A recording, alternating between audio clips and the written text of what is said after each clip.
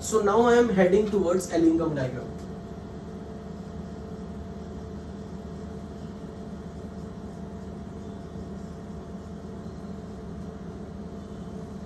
तो हम ये बात कर रहे थे कि एलिंगम डायग्राम में अगर ये लाइन, अगर हम y एक्सिस पर डेल्टा जी नॉट और x एक्सिस पर टेम्परेचर प्लॉट कर रहे हैं, तो हम किसी भी मेटल ऑक्साइड के लिए M2OX, किसी भी मेटल ऑक्साइड के लिए मेटल और ऑक्सीजन से रिएक्ट करके बनने वाले मेटल ऑक्साइड की ईज ऑफ फॉर्मेशन को कंपेयर कर रहे हैं। ईज ऑफ फॉर्मेशन मतलब कि ये रिएक्शन कितनी स्पॉन्टेनियस है, जिससे हमें ये अंदाजा लगेगा कि ये बनने वाला ऑक्साइड कितना स्टेबल है। तो हम इस प्रोसेस के डेल्टा जी नॉट की स्टडी करके ये चेक करना चाहते हैं कि बनने वाले ऑक्साइड की स्टेबिलिटी किस किस फैक्टर पे डिपेंड करती है, और ऐसे कौन से फैक्टर हैं जो मेटल ऑक्साइड के बनने को फेवर करेंगे, और इस ऑक्साइड की स्टेबिलिटी टेम्परेचर से कैसे अफेक्ट हो रही है, यानी कि इस रिएक्शन की स्पॉन्टेनिटी का टेम्परेचर से क्या रिलेशन है। हम एलिंगम डायग्राम में ये सारी स्टडीज करने वाले हैं। लेकिन हमने कंडीशन लगा दी थी कि फॉर 1 मोल ऑक्सीजन जो भी डेल्टा जी नॉट की वैल्यू हम उसको रिकॉर्ड कर रहे हैं। तो ऑक्सीजन का कोफिशिएंट 1 रखे, so now this coefficient will be how much, this is 2, so this will B 2/x, और फिर ये बन जाएगा अपने पास 4/x. So the point is, for 1 mole oxygen, we are studying delta G naught for this reaction, and delta G naught for this reaction is delta H naught minus T delta S naught. So अगर हम graph plot करेंगे delta G naught versus temperature का, तो delta G naught अगर आपने y variable ले लिया y axis पर, और टेम्परेचर अगर आपने x वेरिएबल ले लिया, तो फिर ये आपके लिए minus delta S naught plus delta H naught, this will be equation of a straight line where minus delta S naught is a slope and intercept is delta H naught. Slope अपने लिए minus delta S naught, intercept अपने लिए delta H naught. And for most of the reactions, this reaction of metal with oxygen is exothermic, it is a combustion reaction. If it is combustion reaction, process 1 is a combustion process. Why combustion process? By the definition, किसी भी metal को oxygen की presence में जलाना, that is oxidation, that is combustion process. और combustion process is generally exothermic. तो हमारे लिए डेल्टा एच की वैल्यू, डेल्टा एच नॉट की वैल्यू नेगेटिव, इसलिए ज्यादातर लाइंस के लिए जो भी स्ट्रेट लाइन का इक्वेशन होगा, अगर ये पॉइंट मैं delta G naught equal to 0 वाला बोल दूं, तो इस पॉइंट से नीचे नीचे से कहीं से एक लाइन स्टार्ट होगी. Y intercept has to be negative, क्योंकि इंटरसेप्ट डेल्टा एच नॉट है, which is change in enthalpy of reaction. Because this reaction is exothermic, so delta H naught is negative. So intercept of the lines is negative intercept. Delta H naught, अगर मैं इस reaction की बात करूं, तो delta H naught of reaction can be written as H naught for product, which is M2OX multiplied by its coefficient, क्योंकि ये 1 मोल का H not into coefficient is 2/x moles के लिए इस सब्सटेंस का H not value, minus H naught for the metal solid into 4/x plus H not of O2 which is gas into 1. Thermochemistry के according enthalpy for metal in the standard state, for the O2 in the standard state, because these are element, this is compound. तो किसी element की standard state में enthalpy की value, enthalpy of formation का value is 0.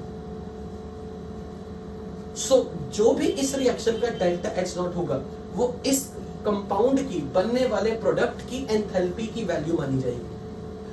और जितना ये ज्यादा नेगेटिव होगा, इसका मतलब इस नंबर की H वैल्यू उतनी ज्यादा नेगेटिव है, मतलब इसकी स्टेबिलिटी इन दोनों से कहीं ज्यादा, क्योंकि जितना प्रोडक्ट ज्यादा स्टेबल होगा और रिएक्टेंट कम स्टेबल होगा, उतना रिएक्शन एक्सोथर्मिक है। क्योंकि एक्सोथर्मिक रिएक्शन आपने पढ़ा था, delta H not is enthalpy of product minus enthalpy of reactant. और अगर डेल्टा H नॉट नेगेटिव है, एक्सोथर्मिक रिएक्शन है, इसका मतलब प्रोडक्ट की एंथैल्पी रिएक्टेंट से कम होगी।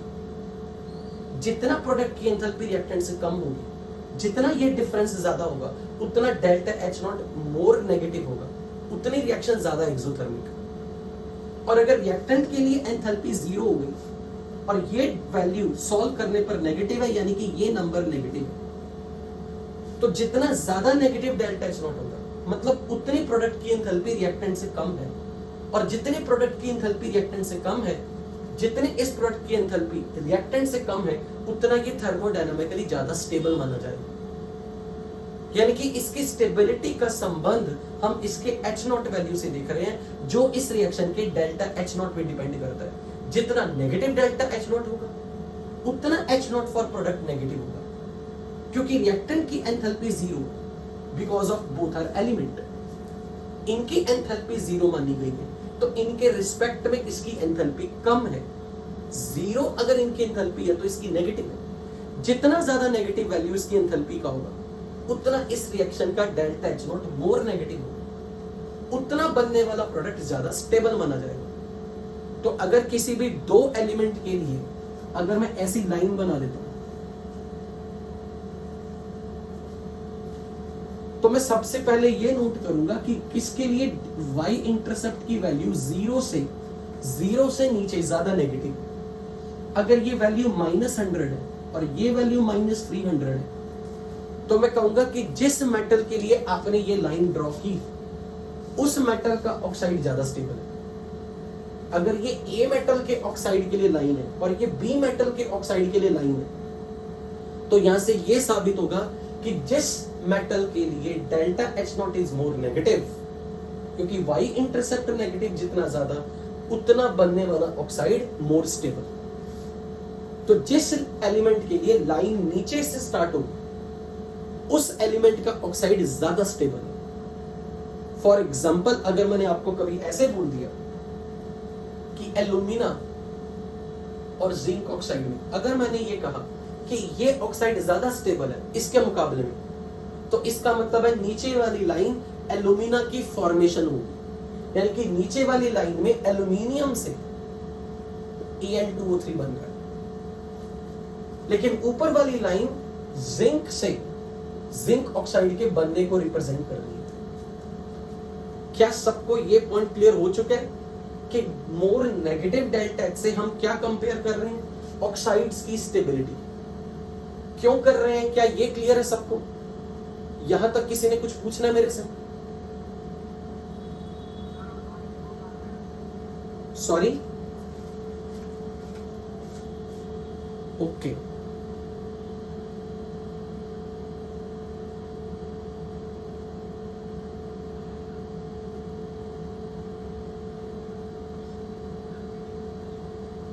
अब बताओ, आर यू देयर?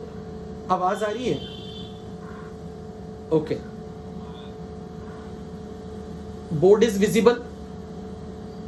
ओके, तो मैं ये कह रहा था कि अगर मेरे पास दो ऑक्साइड्स हैं, मोर देन वन ऑक्साइड्स, जो ऑक्साइड ज्यादा स्टेबल होगा उसकी लाइन नीचे से स्टार्ट होगी, उसका y इंटरसेप्ट ज्यादा नेगेटिव होगा।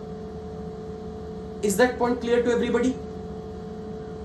Okay, now coming towards slope. So यहां पर हम कंक्लूजन लिख लेते हैं।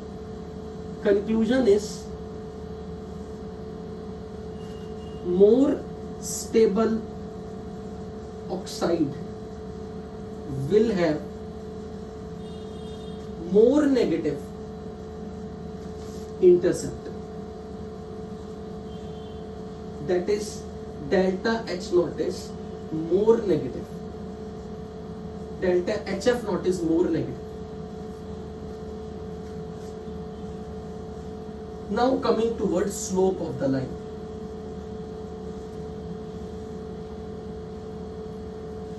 क्योंकि लाइंस की slope minus delta S naught है. पहली चीज, इस रिएक्शन में आप मेटल यहां कोई भी रख दो, आपको 1 मोल गैस से सॉलिड बन रहा है, तो जो एंट्रोपी का लॉस है वो 1 मोल गैस के कम होने से है. इसलिए मेटल यहां कोई भी आ जाए, मेटल यहां कोई भी आ जाए, loss of entropy is because of the loss of 1 mole oxygen. इसलिए डेल्टा एस नॉट की वैल्यू सबके लिए नेगेटिव है और वो बराबर ही है. यानी कि हर लाइन की स्लोप ऑलमोस्ट सेम है. स्लोप हर लाइन की overall there is change in entropy which is negative number, क्योंकि 1 मोल ऑक्सीजन से सॉलिड बन रहा है. तो overall entropy change for the reaction 1 is negative, therefore minus delta S naught for reaction 1 is positive number. इसलिए हम positive slope वाली line खींच रहे हैं. पर फर्स्ट लाइन और सेकंड लाइन की स्लोप ऑलमोस्ट सेम है, क्योंकि दोनों मेटल्स के लिए नियरली 1 मोल ऑक्सीजन का लॉस हो रहा है. यहां पर इनका कोफिशिएंट अगर मैं कुछ भी रख दूं तो, लेकिन ऑक्सीजन के 1 मोल का लॉस हो रहा है सबके लिए. तो delta S naught is almost comparable for all, इसलिए हर लाइन की स्लोप नियरली सेम है. So lines are parallel, lines are parallel. So delta S naught is nearly same for formation of all oxides as loss in entropy is corresponding to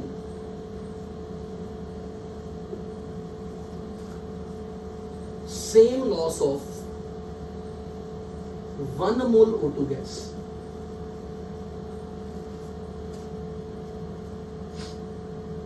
And क्योंकि slope of the line minus delta S naught है which is a positive number. अब आप ये देखो, ये कैसा temperature है, ये वाला टेम्परेचर. इस पॉइंट पे जाके चाहे कोई भी ऑक्साइड हो जाए, इसके कॉरेस्पॉन्डिंग ये टेम्परेचर अगर T1 है और ये टेम्परेचर T2 है,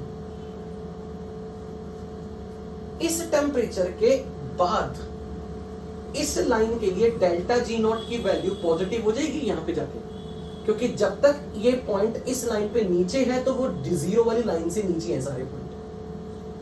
अगर मैं कोई भी पॉइंट इस लाइन के ऊपर इससे नीचे देखूं और इससे ऊपर देखूं, तो यहां डेल्टा जी नॉट की वैल्यू पॉजिटिव है और यहां डेल्टा जी नॉट की वैल्यू नेगेटिव है. और अगर किसी रिएक्शन का delta G not positive number हो गया, मतलब वो रिएक्शन स्पॉन्टेनियस नहीं है. उस समय ये रिएक्शन फॉरवर्ड में स्पॉन्टेनियस नहीं है, मतलब ये बैकवर्ड में स्पॉन्टेनियस है. और अगर ये रिएक्शन बैकवर्ड में स्पॉन्टेनियस हो गई, इसका मतलब क्या है कि ये ऑक्साइड डीकंपोज करना चाह रहे हैं. इस ऑक्साइड से मेटल बन रही है.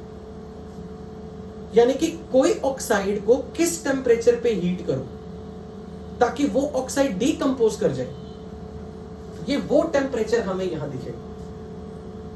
कोई भी लाइन अगर किसी पॉइंट पे टच कर रही, जिस पॉइंट पे डेल्टा जी नॉट 0 है, इस पॉइंट से ऊपर जाने पर, यानी कि टेम्परेचर को बढ़ाने से ऑक्साइड का फॉर्मेशन फॉरवर्ड में पॉजिटिव डेल्टा जी नॉट के साथ है, यानी कि ऑक्साइड का बनना पॉसिबल नहीं है. लेकिन अगर कोई रिएक्शन फॉरवर्ड में स्पॉन्टेनियस नहीं है, तो इसका मतलब कि वो बैकवर्ड में स्पॉन्टेनियस है. इसका सीधा मतलब हो गया कि इस पॉइंट पे जाके एक सर्टेन टेम्परेचर के बाद जब इस रिएक्शन का delta G not positive number बनेगा, उस समय ये रिएक्शन बैकवर्ड में हो रही होगी, फॉरवर्ड में नहीं. यानी कि ऑक्साइड डीकंपोज कर रहे हैं मेटल और ऑक्सीजन में. So this point will represent decomposition temperature for zinc oxide. And this point will represent decomposition temperature of oxide. और क्योंकि सारी लाइंस कभी ना कभी किसी ना किसी टेम्परेचर पे डेल्टा जी नॉट जीरो वाली लाइन को टच करेंगी, तो हर ऑक्साइड के लिए कोई ना कोई डीकंपोजिशन टेम्परेचर। अब डीकंपोजिशन टेम्परेचर जितना ज्यादा होता जा रहा है, इसका मतलब उस ऑक्साइड को डीकंपोज करने के लिए अगर हाई टेम्परेचर की रिक्वायरमेंट है, इसका मतलब कि उस ऑक्साइड की स्टेबिलिटी ज्यादा है या कम है। जिस ऑक्साइड को डीकंपोज करने के लिए ज्यादा टेम्परेचर चाहिए, जिस ऑक्साइड का डीकंपोजिशन टेम्परेचर बड़ा नंबर होगा, मतलब that oxide is difficult to decompose और easy to decompose. Difficult to decompose, और ऐसा oxide which is difficult to decompose, इसका मतलब that oxide is more stable. यानी कि किसी ऑक्साइड की स्टेबिलिटी आप दो पैरामीटर से चेक कर सकते हो। एक, कितना नेगेटिव डेल्टा एच नॉट है, डेल्टा एच नॉट कितना नेगेटिव है। दूसरा, उस ऑक्साइड के लिए डीकंपोजिशन टेम्परेचर की वैल्यू क्या है। जितना कोई लाइन नीचे से स्टार्ट होगी, ऑब्वियसली है जब ये स्लोप पैरेलल है ऑलमोस्ट सबकी, तो फिर सबके लिए डीकंपोजिशन टेम्परेचर उस मेटल ऑक्साइड का ज्यादा होगा जिसके लिए delta H not more negative है। क्या आपको ये पॉइंट समझ में लगा? कि ये चीज समझ में लगी कि इस पॉइंट पे जाके डेल्टा जी नॉट क्या बन चुका है इस रिएक्शन का। इस रिएक्शन का डेल्टा जी नॉट यहां पे जाके क्या बन चुका है, यहां पे 0। इस पॉइंट से ऊपर चले गए, अगर इस पॉइंट से ऊपर चले गए तो डेल्टा जी नॉट पॉजिटिव हो जाएगा। और अगर डेल्टा जी नॉट पॉजिटिव हो गया, इसका मतलब ऑक्साइड का फॉर्मेशन स्पॉन्टेनियस नहीं है, मतलब ऑक्साइड का फॉर्मेशन पॉसिबल नहीं है। उस समय रिएक्शन बैकवर्ड में स्पॉन्टेनियस है, मतलब ऑक्साइड डीकंपोज करने की टेंडेंसी रख रहा है। तो इस पर्टिकुलर टेम्परेचर के बाद, जिस पर्टिकुलर टेम्परेचर पे ये line delta G naught equal to 0 को टच करेगी, उस टेम्परेचर से हाई टेम्परेचर करने पे ऑक्साइड का डीकंपोजिशन मोर स्पॉन्टेनियस होगा। और उस डीकंपोजिशन टेम्परेचर की वैल्यू जिस ऑक्साइड के लिए जितनी ज्यादा होगी, इसका मतलब उस ऑक्साइड को डीकंपोज करने के लिए more energy is required. That is only possible if that oxide is thermally stable. So more the stable oxide will have higher decomposition temperature. बोलो ये बात क्लियर है सबको? तो अब हम इसे लिख लेते हैं। एक minute, let me first dictate it, then ask you doubt. So let's say मैं यहां पर पॉइंट रख रहा हूं P Q R। A line in Ellingham diagram for every oxide, for the formation of every oxide will meet at a certain temperature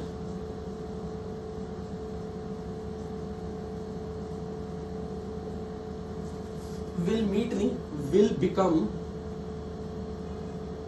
at certain temperature comma equal to 0 beyond that temperature delta G naught formation of oxide is positive, means above that temperature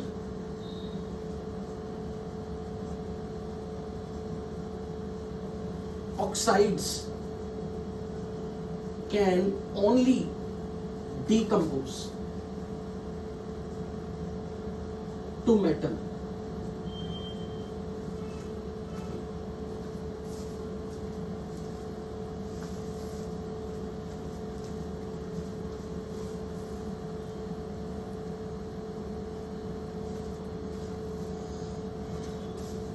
Higher the decomposition temperature,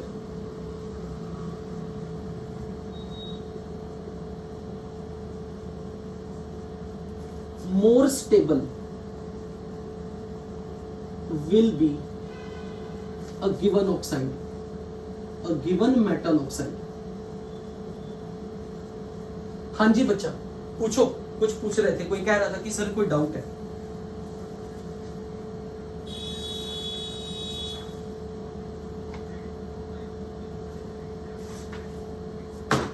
बिल्कुल coefficient है ना अलग अलग.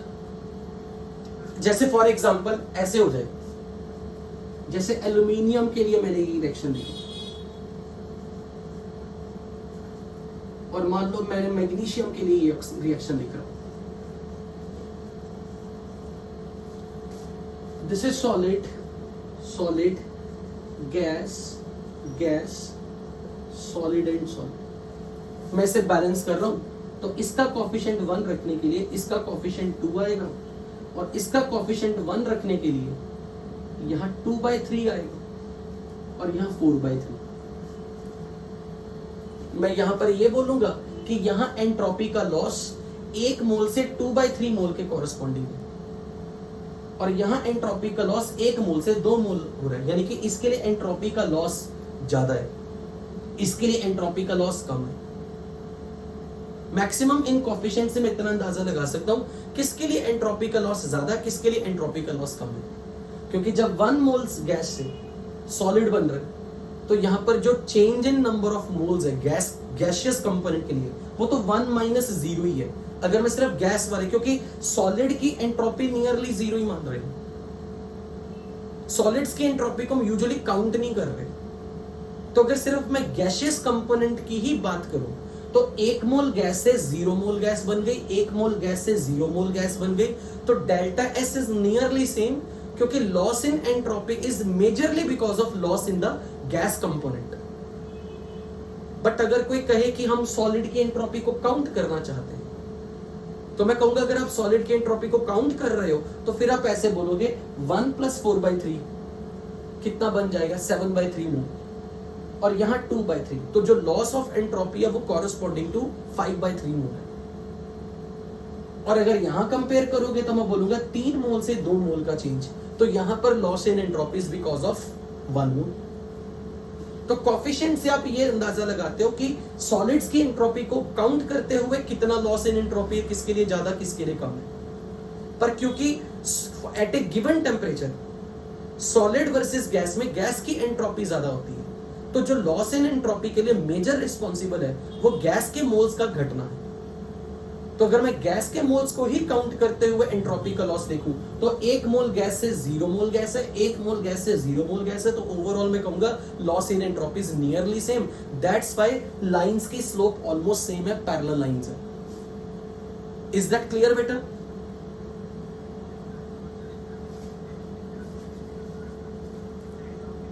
Exactly. हाँ okay. Next point now, this is point number 3, 4 I guess. अब बात करते हैं कहीं कहीं जाके, मान लो इस ग्राफ में कहीं कहीं जाके कोई भी मेटल ऑक्साइड के लिए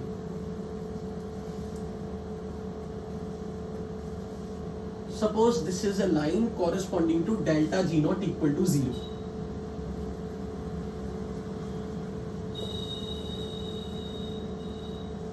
अगर इस लाइन में कुछ ऐसा हो गया, किसी एलिमेंट के ऑक्साइड के लिए ये लाइन है ऐसे और ये ऐसी चेंज होगी स्लो.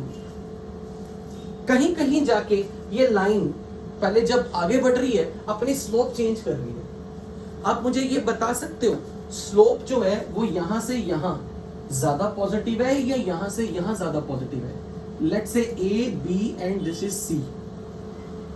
AC में slope is more positive, AC में स्लोप इज मोर पॉजिटिव और B to A में slope is less positive.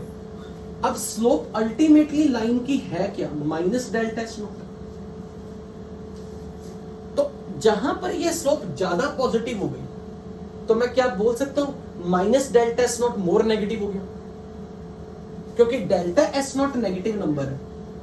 Delta S naught negative number है. जितना delta S naught more negative होगा उतना स्लोप मोर पॉजिटिव होगा और जितना delta S naught less negative होगा उतना स्लोप मोर लेस पॉजिटिव होगा.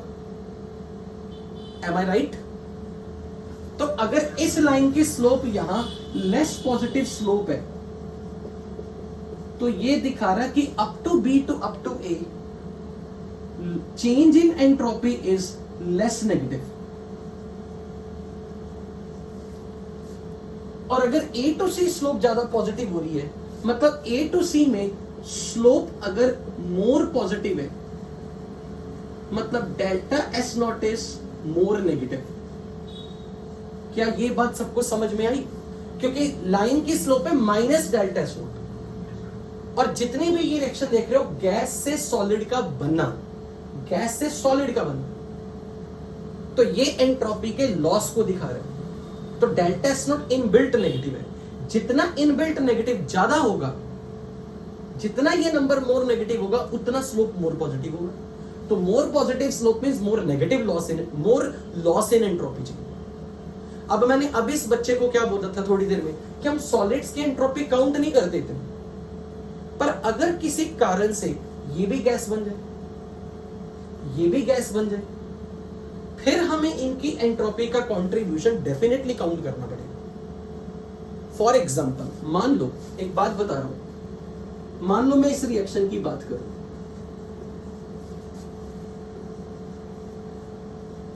किसी टेम्परेचर पे, at any temperature, let's say T1, मैं यहां पे बात कर रहा हूं, इस टेम्परेचर पे T1, और मान लेते हैं यहां पर ये टेम्परेचर, ये नहीं बोलूंगा, डीकंपोजिशन की बात नहीं कर रहा हूं, यहां पे लेट्स से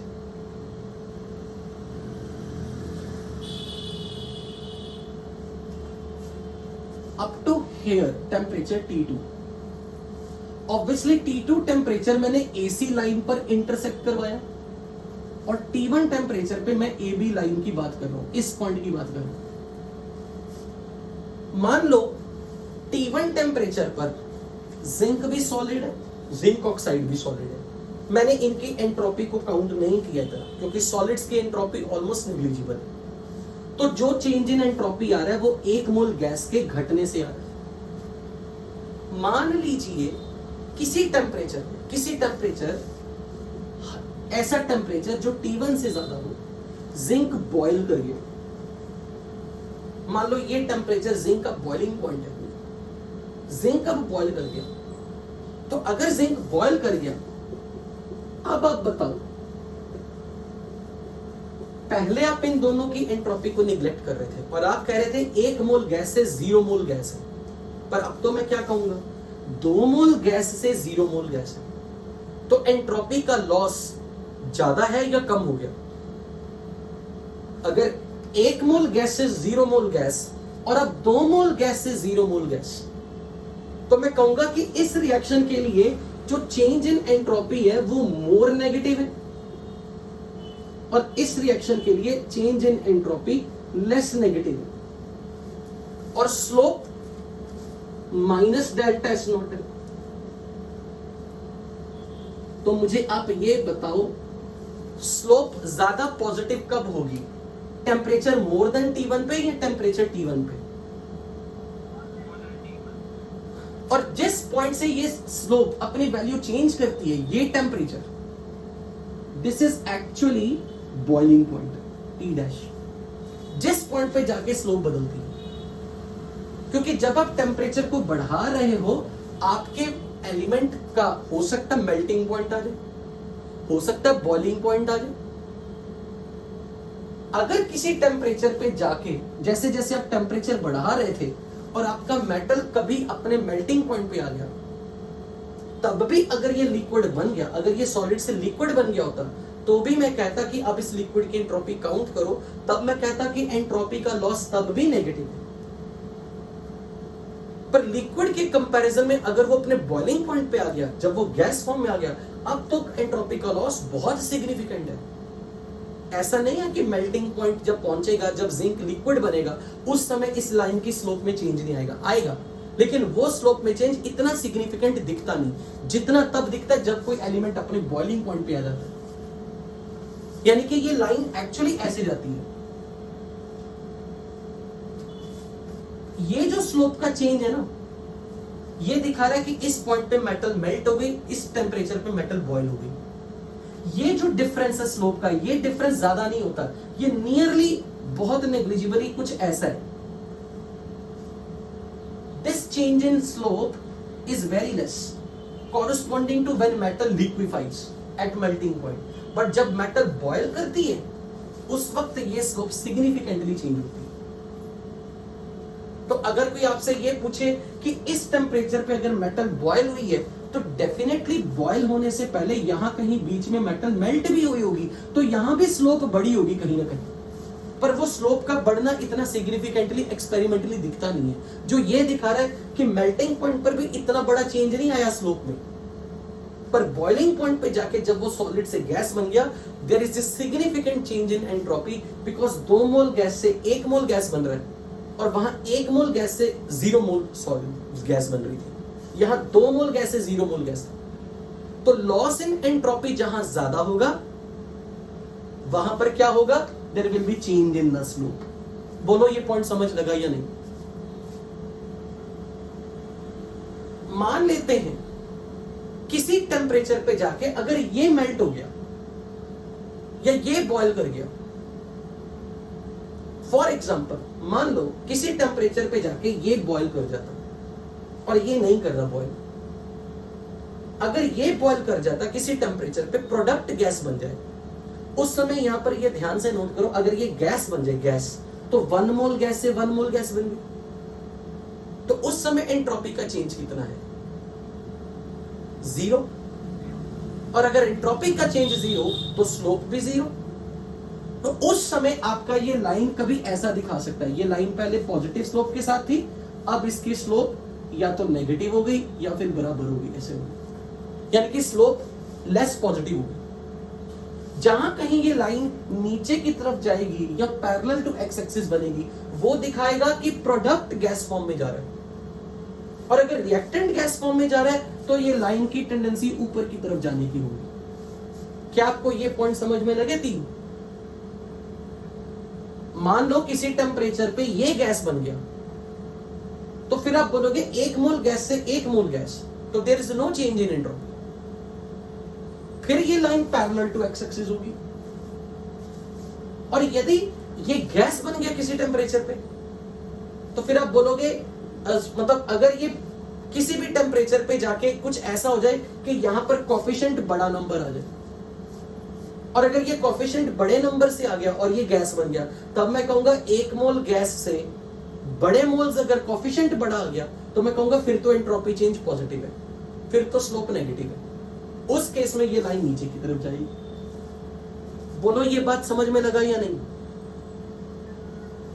मैं सिंपल इतना समझाना चाहता हूं, अगर कहीं ये स्लोप पॉजिटिव बन रही है, इसका मतलब रिएक्टेंट बॉयल कर रहा है, और अगर ये स्लोप नेगेटिव बन रही है या slope parallel to X axis बन रही है, मतलब ये अपनी फिजिकल फॉर्म बदल रहा है, यानी कि ये बॉयल हो रहा है कहीं ना कहीं। क्या ये पॉइंट क्लियर? किसी ने कुछ मेरे से पूछना है?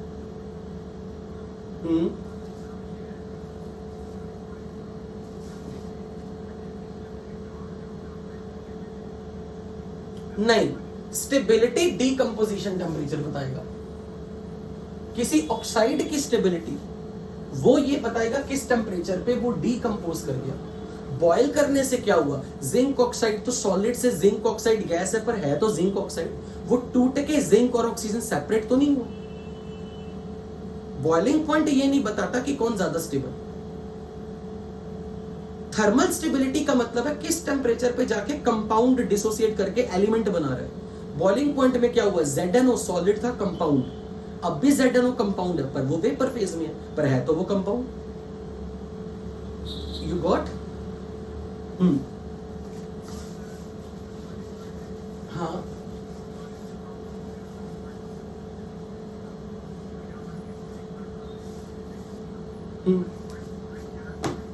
नहीं नहीं नहीं नहीं, ये बॉइलिंग पॉइंट की इन्वेंट नहीं। बॉइलिंग पॉइंट तो बहुत बेसिक चीज है, किस टेम्परेचर पे जाके कोई चीज बॉयल हो रही है, वो तो ये तो बाद की स्टडीज हैं। बॉइलिंग पॉइंट मेल्टिंग पॉइंट तो बेसिक स्टडी वो तो बहुत पुरानी है। सो बेसिकली यहां पर आप सिंपल दोबारा से एक ग्राफ बनाओगे, बिल्कुल ऐसे लिखोगे, less positive slope if delta S is less negative, more positive slope if delta S naught is more negative. तो यहां पर हम इसे ऐसे लिख लेंगे,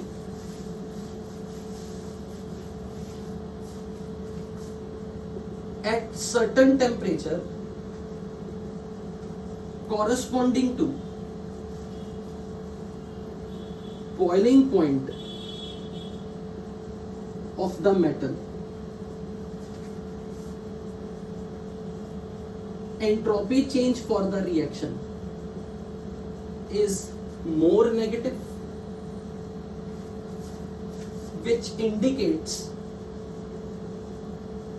change positive slope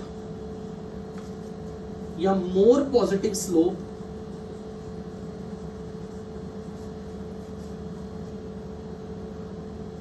from that temperature onwards.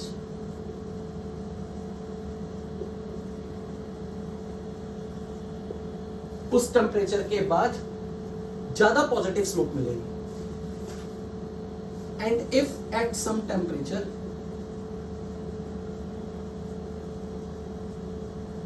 metal oxide boils,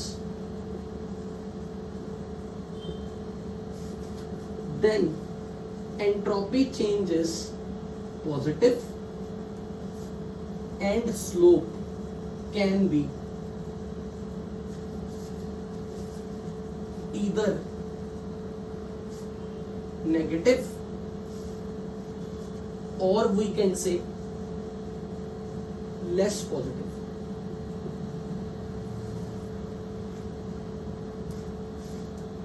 So temperature at corresponding to which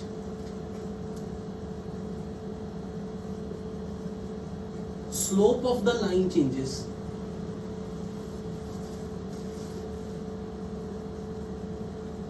represents phase change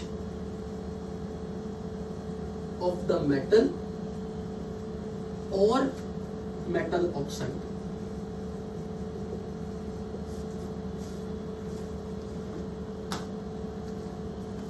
बड़ी clear से स्पष्ट से स्टडी है ग्राफ्स में. So it's very logical part of metallurgy.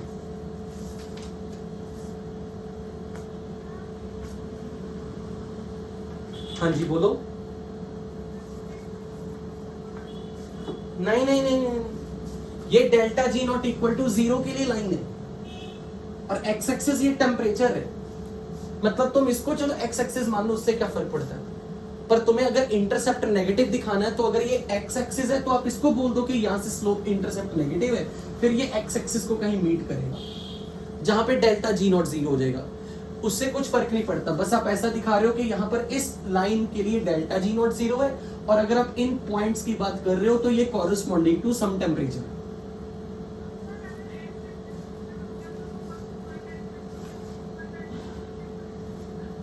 हाँ ठीक है ना. तो आप मान लो ना कि इससे 0 से ऊपर डेल्टा जी नॉट पॉजिटिव, इससे नीचे नेगेटिव.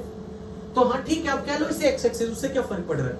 मैं तो बस आपको टेम्परेचर दिखा रहा हूं कि किस टेम्परेचर पे क्या हुआ है. तो ठीक है, मुझे इसमें क्या दिक्कत आई. आप इसे एक्स एक्सिस बोलो, कोई दिक्कत नहीं.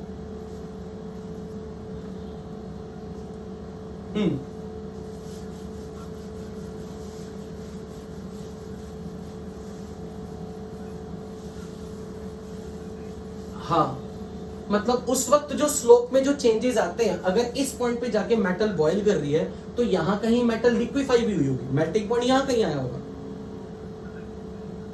स्लोप से, यहां से स्लोप से वो इतना आइडिया नहीं लग रहा क्योंकि स्लोप में वो चेंजेस बहुत कम आ रहे हैं. बट उससे हमें कोई फायदा नहीं ना. हम कौन सा हमारा पर्पस मेटल के melting point boiling point study करना थोड़ी ना. हमारा पर्पस तो मेटल ऑक्साइड की स्टेबिलिटी प्रिडिक्ट करना है और वो स्टेबिलिटी हम डीकंपोजिशन टेम्परेचर से देख रहे हैं बस. हमें ये नहीं बोलना कि हम किस पर्पस के लिए लिंगम डायग्राम ड्रॉ कर रहे हैं.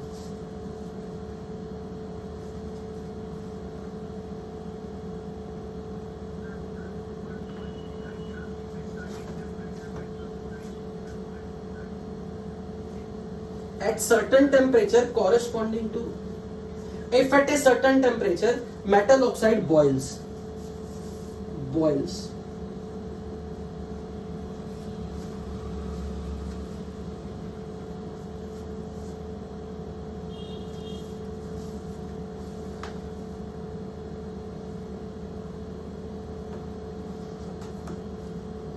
अब मान लो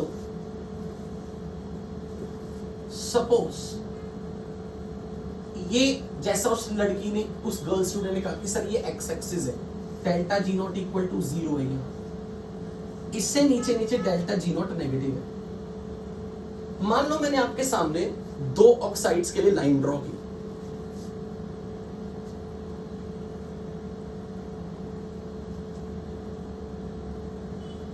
और ये ऐसे लाइन है। लेट्स से फॉर एग्जांपल मैं मैग्नीशियम और एल्यूमिनियम की एग्जांपल ले रहा हूं। Magnesium solid plus oxygen gas gives MgO solid, और क्योंकि मुझे इक्वेशन में कोफिशिएंट ऑक्सीजन का 1 रखना है तो यहां मुझे 2 लगाना पड़ेगा। हाँ बोलो।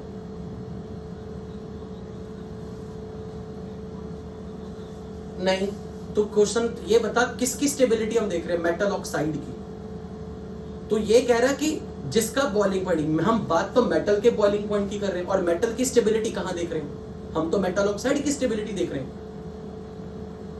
भाई तू कह रहा है कि तू ये कह रहा है कि भाई जिसका बॉइलिंग पॉइंट ज्यादा वो ज्यादा स्टेबल। तो ये कहना चाह रहा है जिस मेटल का, क्योंकि मैं यहां पर बॉइलिंग पॉइंट किसका बता रहा हूं, मेटल का या मेटल ऑक्साइड का। ये बॉइलिंग, ये जो चेंज इन स्लोप आया ये किसका बॉइलिंग पॉइंट था, बिल्कुल भी नहीं, मेटल का था। क्योंकि स्लोप क्या हुई है, यहां से स्लोप यहां से यहां क्या हुई है, मोर पॉजिटिव, मतलब change in entropy more negative हुआ। तो अगर जिंक सॉलिड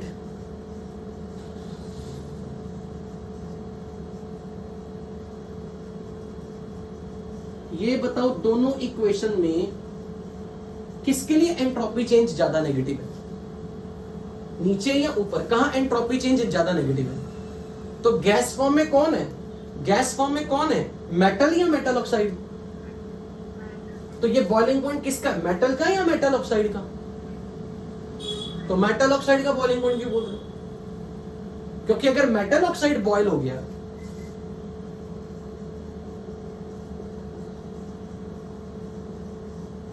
अब बताना इस प्रोसेस में एंट्रोपी चेंज कितना होगा, फिर ये स्लोप मोर पॉजिटिव होगी क्या, फिर ये तो स्लोप देख के ही आप बता देना। अगर स्लोप मोर पॉजिटिव हुई है तो क्या हुआ है, अगर स्लोप मोर पॉजिटिव हुई है मतलब कौन वेपराइज हुआ, मेटल वेपराइज हुई है, तो इसके कॉरेस्पॉन्डिंग टेम्परेचर किसका बॉइलिंग पॉइंट है, मेटल का बॉइलिंग पॉइंट। और अगर मेटल ऑक्साइड वेपराइज हुआ है उस केस में स्लोप क्या बनेगी, मोर पॉजिटिव या लेस पॉजिटिव, लेस पॉजिटिव। और यहां हम बात किसकी कर रहे हैं, मोर पॉजिटिव स्लोप की, यानी कि हम मेटल के बॉइलिंग पॉइंट की बात कर रहे हैं। अगर आप मेटल के बॉइलिंग पॉइंट की बात कर रहे हो, अब ये इस राज ने क्वेश्चन उठा दिया कि मेटल का बॉइलिंग पॉइंट ज्यादा मतलब मेटल ज्यादा स्टेबल, कैसे डिसाइड कर लिया। इस प्रोसेस में किसकी स्टेबिलिटी की बातें हो रही है, डेल्टा जी किसकी फॉर्मेशन की बातें हो रही हैं, ऑक्साइड की। ये डेल्टा एच किसका है, क्या ये डेल्टा एच इसका है या इसका है या रिएक्शन का है, रिएक्शन का डेल्टा एच है। और इस रिएक्शन का डेल्टा एच किसका एच था, इसका एच था या इनका एच था, एच तो इसका था। तो ये जो स्टेबिलिटी आ रही है ये स्टेबिलिटी किसकी आ रही है, ऑक्साइड की या मेटल की। तो फिर इस बॉइलिंग पॉइंट का कोई संबंध ही नहीं है मेटल ऑक्साइड की स्टेबिलिटी से। Is that clear to everybody. अब मान लो ऐसे आपको कोई क्वेश्चन आ जाएगा, और इसी तरह के क्वेश्चन आएंगे अब जो मैं आपको यहां सिखाने लगा हूं। मान लेते हैं कि ये रिएक्शन मैंने मैग्नीशियम ऑक्साइड के फॉर्मेशन की बात की है, कीपिंग 1 मोल ऑक्सीजन, और अब एल्यूमिनियम की बात कर रहा हूं।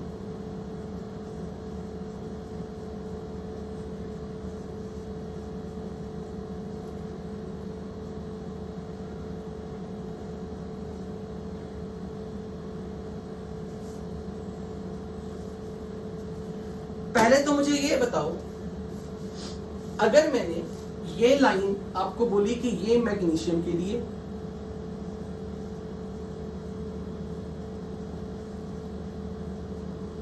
और ये लाइन एल्यूमिनियम के लिए,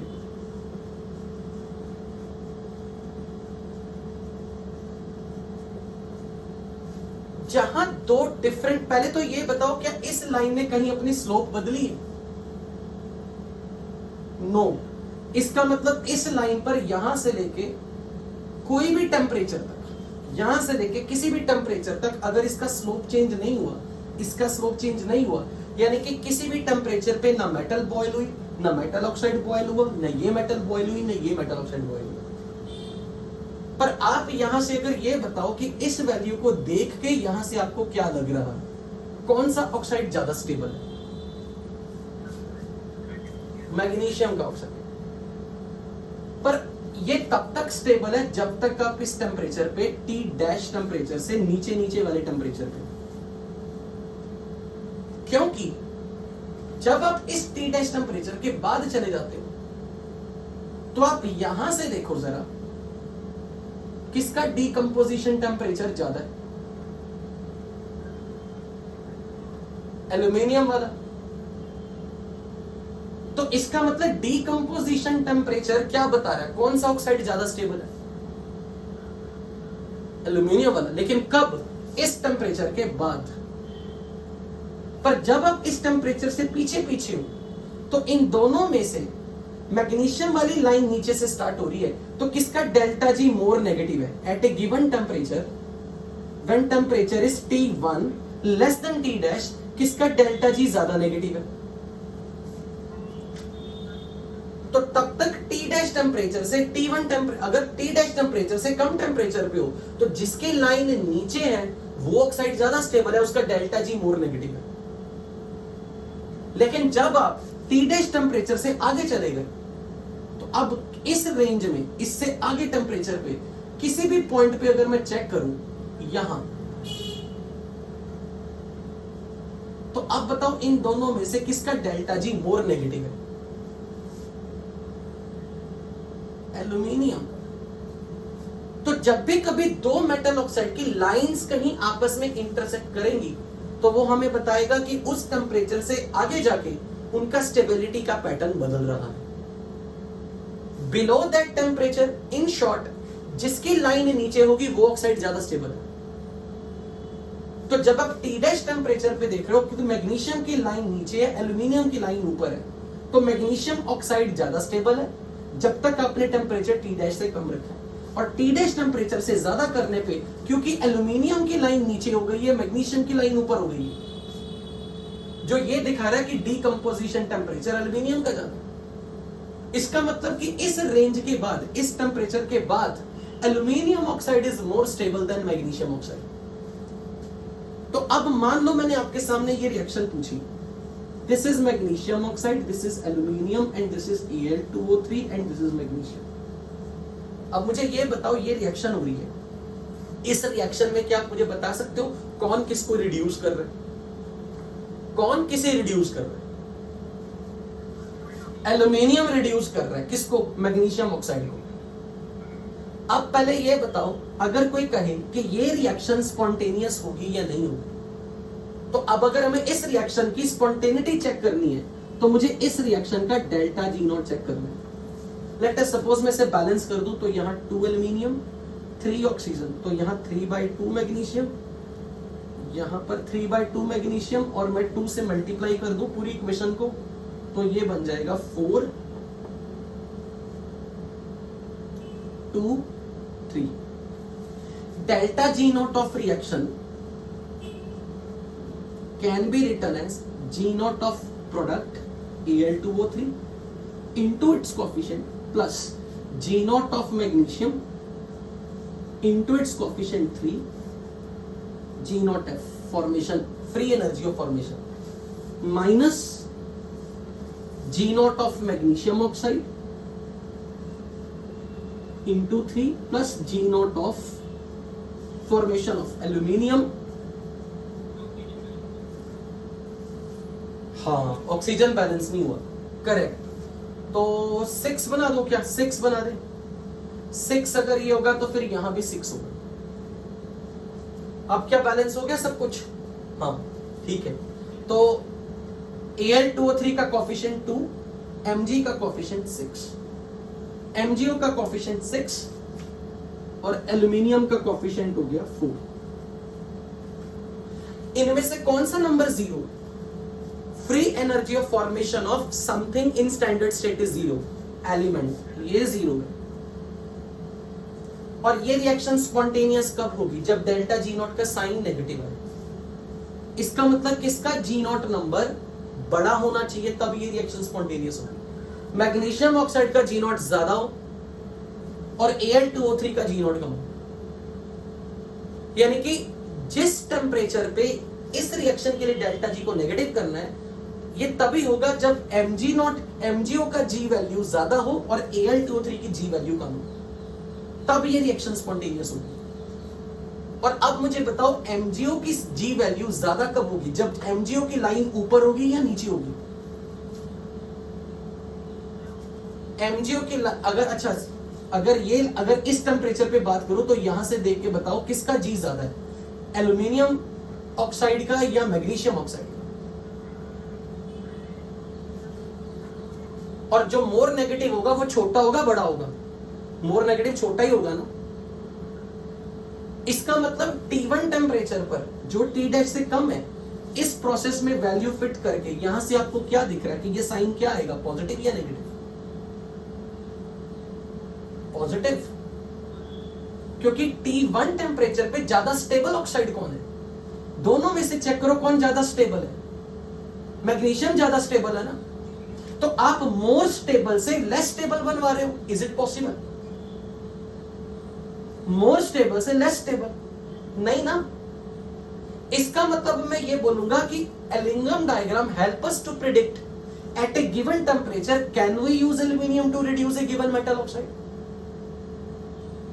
ये आंसर मिल रहा है एलिंगम डायग्राम से। एलिंगम डायग्राम ये समझाता है कि एट ए गिवन टेम्परेचर, किस टेम्परेचर पे ये रिएक्शन पॉसिबल है, कब कोई एलिमेंट किसी के लिए रिड्यूसिंग एजेंट का रोल प्ले करेगा। वो उस टेम्परेचर पे कोई एलिमेंट किसी दूसरे ऑक्साइड के लिए रिड्यूसिंग एजेंट का रोल प्ले करेगा जब उसकी इस रिएक्शन का डेल्टा जी नेगेटिव। ये तब होगा जब प्रोडक्ट में बनने वाला ऑक्साइड कम स्टेबल हो और रिएक्टेंट में बनने वाला ऑक्साइड ज्यादा स्टेबल हो। और रिएक्टेंट में अगर ऑक्साइड ज्यादा स्टेबल है और प्रोडक्ट में ऑक्साइड कम स्टेबल है, ऐसी रिएक्शन नहीं होगी, तब आप उस एलिमेंट को रिड्यूसिंग एजेंट यूज नहीं कर सकते। क्या ये बात समझ लगी आपको? ये रियल एप्लीकेशन है एलिंगम डायग्राम की, जिसके लिए हम पढ़ रहे हैं मेटलर्जी में से। अब मुझे ये बताओ, कोई डाउट नहीं राज, पहले तू पूरा सुना कर। मुझे ये बताओ इस टेम्परेचर के बाद, T' के बाद कौन सा ऑक्साइड ज्यादा स्टेबल है? एल्यूमिनियम वाली लाइन नीचे है, यानी कि एल्यूमिनियम का जी कम है और मैग्नीशियम का जी ज्यादा है। क्योंकि एल्यूमिनियम जिसका जो लाइन नीचे होगी उसका जी मोर नेगेटिव, और मोर नेगेटिव जी स्मॉल नंबर होगा माना जाएगा, लेस नेगेटिव बड़ा नंबर माना जाएगा। तो अब T' टेम्परेचर से हाई टेम्परेचर करने पे अगर एल्यूमिनियम की लाइन नीचे है, यानी कि एल्यूमिना इज मोर स्टेबल, और मोर स्टेबल वाला अगर प्रोडक्ट में बनेगा तो इस रिएक्शन का डेल्टा जी नेगेटिव आएगा। तब मैं कहूंगा कि एल्यूमिनियम को रिड्यूसिंग एजेंट यूज कर सकते हो। बोलो ये बात समझ लगी या नहीं? सो एलिंगम डायग्राम से हमें सीधा सीधा ये पता लगता है, अगर हमें कोई ये कह दे कि ये एलिमेंट किसी ऑक्साइड को रिड्यूस कर सकता है या नहीं, तब सीधा ये देख लो इस ऑक्साइड की लाइन और इस ऑक्साइड की लाइन। अगर बनने वाले ऑक्साइड की लाइन नीचे है तब तो आप इस एलिमेंट को रिड्यूसिंग एजेंट यूज कर सकते हो। अगर बनने वाले प्रोडक्ट की लाइन ऊपर है इसके कंपैरिजन में, फिर नहीं आप उसे यूज कर सकते। यू गॉट और नॉट? फॉर एग्जाम्पल अभी नहीं समझेगा।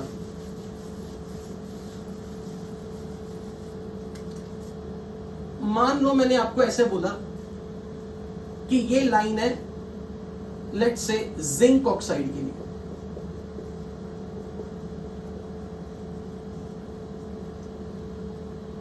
और ये लाइन है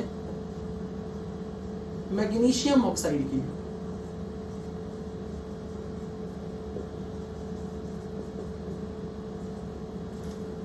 अब अगर मैं आपसे ये पूछूं, is this reaction possible? Magnesium solid zinc oxide solid में से MgO बना दे और प्रोडक्ट में जिंक मिल जाए। पहले तो मुझे ये बताओ कौन किसको रिड्यूस कर रहा है इस रिएक्शन में? कौन किसे रिड्यूस कर रहा है? मैग्नीशियम जिंक ऑक्साइड को रिड्यूस कर रहा है। तो ये रिएक्शन तभी होगी जब इस रिएक्शन का डेल्टा जी नॉट नेगेटिव आएगा। ये तभी होगा जब बनने वाला प्रोडक्ट ज्यादा स्टेबल हो, पहले वाला रिएक्टेंट कम स्टेबल हो। बनने वाला प्रोडक्ट कब ज्यादा स्टेबल होगा? जब इसका जी ज्यादा नेगेटिव हो। क्या ऐसा है इस लाइन में? देखो, है ना? इसका मतलब जिस मेटल के लिए लाइन नीचे होगी वो मेटल रिड्यूसिंग एजेंट का काम करेगी उस मेटल को रिड्यूस करने के लिए, उस मेटल के ऑक्साइड को रिड्यूस करने के लिए जो ऊपर है। Because we are working on one principle, product should be more stable than reactant. A given reaction is spontaneous only if delta G naught of reaction is negative. That is only possible if G of product is less than G of reactant. Because G values are negative, so product का G should be more negative, reactant की G should be less negative. Means product वाली line नीचे हो, reactant वाली line ऊपर हो. Is this point clear or not? अब राज पूछ, क्या पूछना है? अब पूछ। वो कंबाइंड वैल्यूज ही है, उससे इतना फर्क नहीं पड़ रहा, क्योंकि वहां पर हम यहां पर जो भी बातें कर रहे हैं वो कोफिशिएंट्स काउंट करने के बाद जो नेट वैल्यू हम उसी से देख रहे हैं, उसका नहीं इतना फर्क पड़ रहा।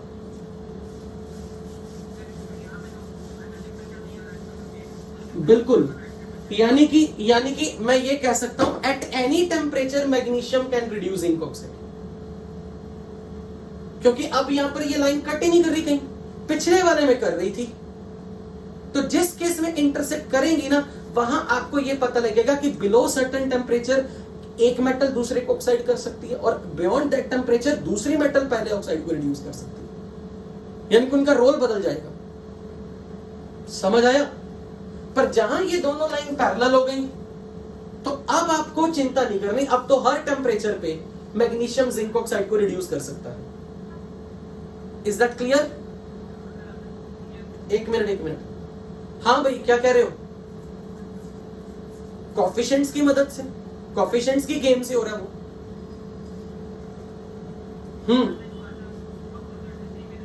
हाँ बिल्कुल, अगर किसी के लिए ऐसा हो रहा है ना, जैसे मैग्नीशियम में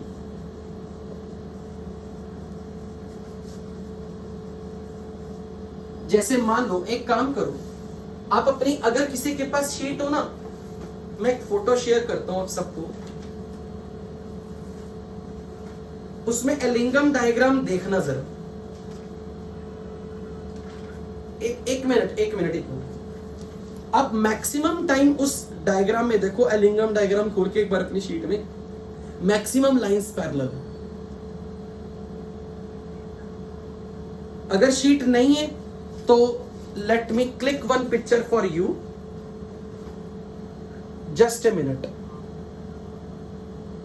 एक मिनट।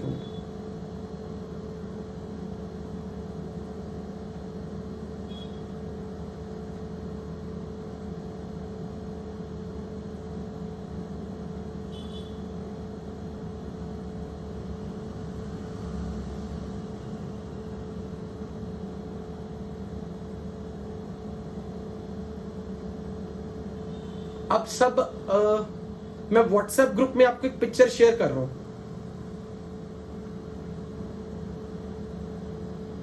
सब उस पिक्चर को देखें।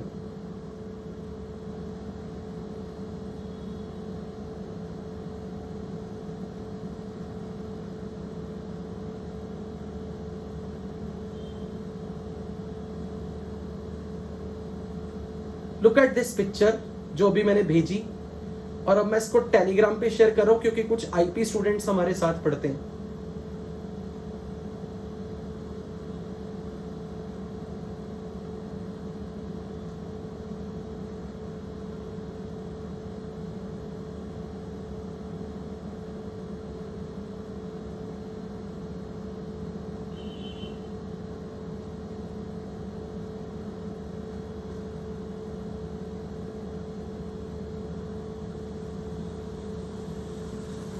चेक करो, सबके पास पिक्चर आई? Look at that picture. क्या मैक्सिमम लाइंस पैरेलल हैं? Most of the lines are parallel. कहीं कहीं जाके लाइंस ने अपनी स्लोप बदली, जैसे लाइक फॉर एग्जांपल HgO वाली लाइन चेक करो, HgO की लाइन में स्लोप बदली, जिंक ऑक्साइड ने अपनी स्लोप बदली, MgO ने अपनी स्लोप बदली, जहां कैल्शियम ने अपनी स्लोप बदली, जहां मैग्नीशियम ने अपनी स्लोप बदली, जहां स्लोप बदली है ना वहीं पे दो लाइन इंटरसेक्ट कर रही है, और जहां स्लोप बदली वहां मेटल बॉयल हुआ हो। तो अब मैं इसी डायग्राम को कोशिश कर रहा हूं यहां पे बना के समझाने की। हालांकि उतना अच्छा डायग्राम नहीं बन पाएगा, पर I am not worrying about the diagram, क्योंकि फोटो आपके सामने है। अब आप फोटो से ही देखोगे जो देखोगे, क्योंकि वो रियल डायग्राम है। This is delta G naught equal to 0, और मैं ये मान रहा हूं कि यहां पे आपने टेम्परेचर नोट किए हुए। फर्स्ट लाइन ऐसे करके, ये लाइन सिल्वर ऑक्साइड के लिए। तो अगर कोई आपसे पूछे कि क्या इस लाइन में सिल्वर ऑक्साइड के लिए स्लोप बदली है यहां पे जाके, तो मुझे पहले ये बताओ इस पॉइंट के बाद स्लोप पॉजिटिव हो गई, मोर पॉजिटिव या less positive? More positive slope का मतलब क्या था? कौन बॉयल हुआ है, सिल्वर या सिल्वर का ऑक्साइड? सिल्वर बॉयल हुई है, यानी कि सिल्वर का boiling point is very high. Check कर लो ये ग्राफ में, लगभग ये वैल्यू 2000 केल्विन से भी, 2000 सेल्सियस से भी ज्यादा ग्राफ में अगर देखो, ये वैल्यू लगभग यहां टेम्परेचर 2000 है, उससे भी ज्यादा। पर हमें इसके बॉइलिंग पॉइंट से मतलब नहीं है। जरा ये देखो, जरा ये कौन सा पॉइंट था? ये पॉइंट कौन सा था सिल्वर ऑक्साइड के लिए? जिस टेम्परेचर पे डेल्टा G नॉट 0 हो गया, मतलब ये कौन सा डीकंपोजिशन टेम्परेचर।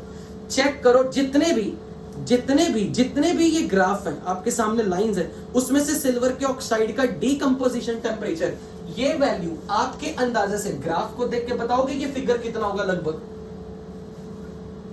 250। यानी कि सिल्वर का oxide is most unstable oxide. आप यहीं से देखो सिल्वर ऑक्साइड के लिए ये लाइन, हमने क्या बोला था? जितना इंटरसेप्ट लेस नेगेटिव होगा या जितना इंटरसेप्ट मोर नेगेटिव होगा, स्टेबिलिटी के अंदाजे लगा रहे हैं ना वहां से। तो क्या मैं बोल सकता हूं इस ग्राफ को देख के कि सिल्वर का ऑक्साइड इज मोस्ट अनस्टेबल?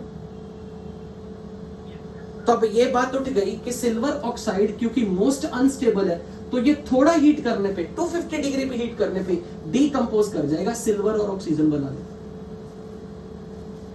अब ये डीकंपोज कर जाएगा, यानी कि जिन मेटल का रिडक्शन पोटेंशियल हाई है, सिल्वर का reduction potential is more positive, उसका डीकंपोजिशन टेम्परेचर इज लो, वो जल्दी डीकंपोज करेगा, इनफैक्ट लो टेम्परेचर पे डीकंपोज करेगा। उसकी ये वाली लेंथ बड़ी छोटी होगी, जो आप इस ग्राफ में देख सकते हो। अब उसके आगे चेक करो, next mercury oxide. Mercury oxide के लिए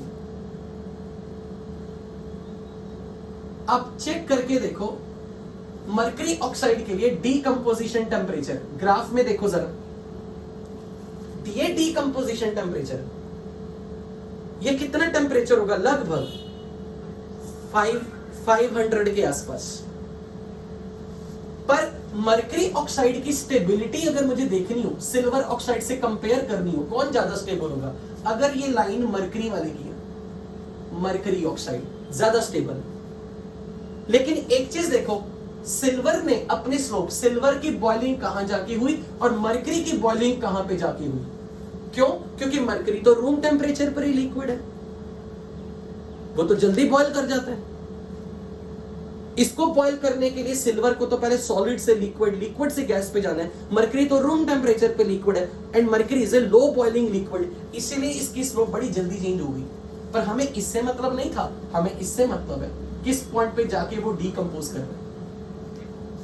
अब मैं यहां से बोल सकता हूं, जब तक इस डीकंपोजिशन के रेंज में है ना, हर बार मरकरी का ऑक्साइड सिल्वर की लाइन से नीचे है। चेक करो ग्राफ में, खुद देखो, क्या मरकरी की लाइन इस पॉइंट तक, अगर मैं इन दोनों पॉइंट को अपना लास्ट पॉइंट मानूं, क्योंकि इसके ऊपर तो मैं स्टडी कर ही नहीं रहा, मैं अगर सिर्फ इतने पार्ट की बात करूं, हर बार मरकरी की लाइन, ये लाइन मरकरी ऑक्साइड की है और ये लाइन सिल्वर ऑक्साइड की है, हर बार मरकरी की लाइन सिल्वर की लाइन से नीचे है या ऊपर है? नीचे है। तो इसका मतलब किसका ऑक्साइड ज्यादा स्टेबल होगा? हर बार मरकरी का। तो अब मैं कहूंगा ये रिएक्शन पॉसिबल है, दिस रिएक्शन इज पॉसिबल।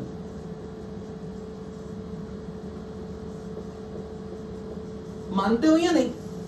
ये रिएक्शन पॉसिबल होगा क्योंकि मरकरी ऑक्साइड ज्यादा स्टेबल है, तो मरकरी सिल्वर को रिड्यूस कर सकता है, राइट? अब उसके बाद नीचे आ रहा हूं कॉपर पे जरा जाके, कॉपर पे। कॉपर की लाइन के लिए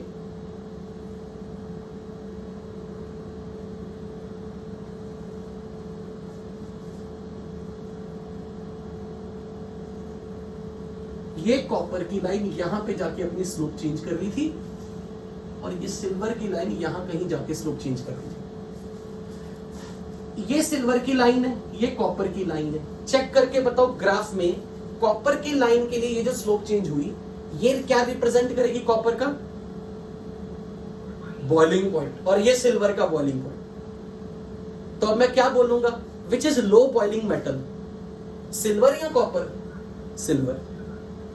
लेकिन ये देखो डीकंपोजिशन टेम्परेचर, ये कॉपर का, ये सिल्वर का डीकंपोजिशन टेम्परेचर, तो विच oxide is more stable? Copper oxide is more stable.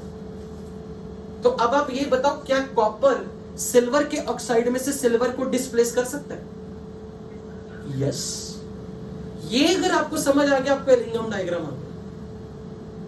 बोलो मानते हो या नहीं? ये चीज समझ आ गई या नहीं? तो इसी तरीके से हम हर लाइन को ग्राफ आपको बना बनाया मिलेगा हर क्वेश्चन में। बस आपको ये देखना है कि कौन सी लाइन नीचे है। अब जरा मैग्नीशियम वाली लाइन को मैं कंपेयर कर रहा हूं, मैग्नीशियम वाली लाइन देखो और एल्यूमिनियम वाली लाइन देखो अपने ग्राफ में। मैग्नीशियम वाली लाइन और एल्यूमिनियम वाली लाइन, एल्यूमिनियम की लाइन ने अपनी स्लोप कहीं नहीं चेंज की, लेकिन मैग्नीशियम वाली लाइन में एक जगह पे जाके अपनी स्लोप बदल दी। यानी कि जो मैं आपको पहले सिखा रहा था ना, मुझे उसमें ये दिखाना था बॉइलिंग पॉइंट, मैंने दिखाया नहीं हुआ था। तो जिन बच्चों ने बोला ना सर स्लोप कैसे बदल गई, क्योंकि बीच में कहीं मैग्नीशियम वेपराइज हो गया था। पहले तो ये चीज चेक करके बताओ, इस रिएक्शन में ये जो लाइन है एल्यूमिना वाली, मैं बैलेंस नहीं कर रहा हूं, मैं मान के चल रहा हूं, आपको अब अंदाजा है कि ऑक्सीजन के कोएफिशिएंट को 1 रख के सब बैलेंस करना है। पहले तो मुझे ये बताओ, ग्राफ चेक करके बताओ, क्या एल्यूमिनियम ने स्लोप बदली कहीं? एल्यूमिना वाली लाइन पे स्लोप चेंज हुआ कहीं? ग्राफ को देख के बताना। नहीं हुआ। लेकिन मैग्नीशियम वाली लाइन ने स्लोप कहीं बदली है? मुझे चेक करके बताओ ये टेम्परेचर आपके ग्राफ में कितना दिख रहा है आपको? मैग्नीशियम के कॉरेस्पॉन्डिंग बॉइलिंग पॉइंट 1000 और 1500 के बीच में, 1000 और 1500 के बीच में, यानी कि 1000 और 1200 के बीच में। मतलब somewhere between this temperature is between 1000 degree and 1200 degree. लेकिन एल्यूमिनियम ने तो कहीं नहीं बदली। इसका मतलब एल्यूमिनियम और मैग्नीशियम में which metal has low boiling point? Clearly magnesium. अब आप ये बोलोगे कि यहां पे जाके क्योंकि दोनों की लाइन मीट कर रही है, इस टेम्परेचर पे, ये डीकंपोजिशन टेम्परेचर है इनके, किसका डीकंपोजिशन टेम्परेचर ज्यादा है? मैग्नीशियम का या एल्यूमिनियम का? लेकिन अब अगर मैंने कहा कि कौन ज्यादा स्टेबल है, आप बोलोगे कि सर अगर मैं इस टेम्परेचर से लो टेम्परेचर पे हूं तो दोनों में से किसकी लाइन नीचे है? मैग्नीशियम की। तो magnesium oxide is more stable then aluminium oxide. और अगर मैं इस टेम्परेचर से आगे चला गया तो एल्यूमिनियम की लाइन नीचे आ गई, तो एल्यूमिनियम का ऑक्साइड ज्यादा स्टेबल है। आप मुझे ग्राफ में चेक करके बताओ ये टेम्परेचर लगभग कितना होगा? ग्राफ में देख के बताओ, मैग्नीशियम और एल्यूमिनियम वाली लाइन 1500 डिग्री। तो अब मैं आपसे ये क्वेश्चन पूछूंगा, या जेईई मेंस में भी ऐसे क्वेश्चन आएगा, Al2O3 से ये मैग्नीशियम से रिएक्शन करवाई और Mg और Al बना और टेम्परेचर 1100 डिग्री है, और आपको बताना है कि is this possible? Is this possible? Yes. So magnesium can reduce alumina. Magnesium can reduce alumina at temperature less than 1500 degree. Why? Because जब तक टेम्परेचर 1500 से कम है तो magnesium oxide is more stable then aluminium, क्योंकि magnesium की line नीचे थी। क्योंकि टेम्परेचर 1500 से कम अगर रखते हो तो अब इससे जो भी इस रेंज ऑफ टेम्परेचर में हो, मैग्नीशियम की लाइन नीचे है, मैग्नीशियम ऑक्साइड ज्यादा स्टेबल है, तो ज्यादा स्टेबल ऑक्साइड ही प्रोडक्ट में बन रहा है, मतलब ये रिएक्शन स्पॉन्टेनियस है। और अगर मैंने यहां पे ये बोला था कि this temperature is 1700 degree, is this reaction spontaneous? Not possible, not possible. तो शायद अब आपको ये रीजन समझ में आ जाना चाहिए जब मैं आपको एल्यूमिनोथर्माइट प्रोसेस पढ़ा रहा था कि एल्यूमिनियम के साथ जब मैं डिफरेंट मेटल ऑक्साइड को रिड्यूस कर रहा हूं तो मैं कह रहा था उनको पहले इग्निशन दो, क्योंकि जब तक आप इग्नाइट करके उस मेटल को टेम्परेचर को इतना नहीं ले जाते, यानी कि अगर मैं यहां पे मैग्नीशियम एल्यूमिनियम की मदद से, एल्यूमिनोथर्माइट वाला पेज खोलो अपनी कॉपी में, जो कुछ दिन पहले हमने लास्ट क्लास में किया था, एल्यूमिनोथर्माइट वेल्डिंग प्रोसेस। तो एल्यूमिनियम के साथ जब मैं सपोज कोई भी मेटल ले रहा हूं, let's say iron oxide,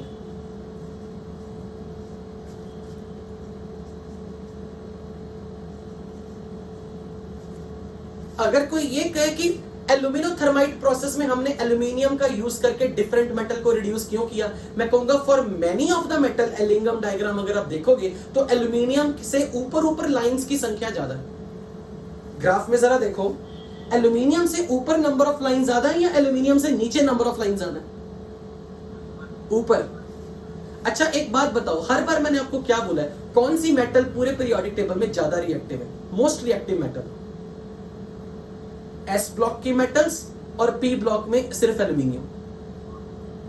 S block की मेटल्स आर मोस्ट रिएक्टिव और उसके अलावा पी ब्लॉक में ओनली एल्यूमिनियम।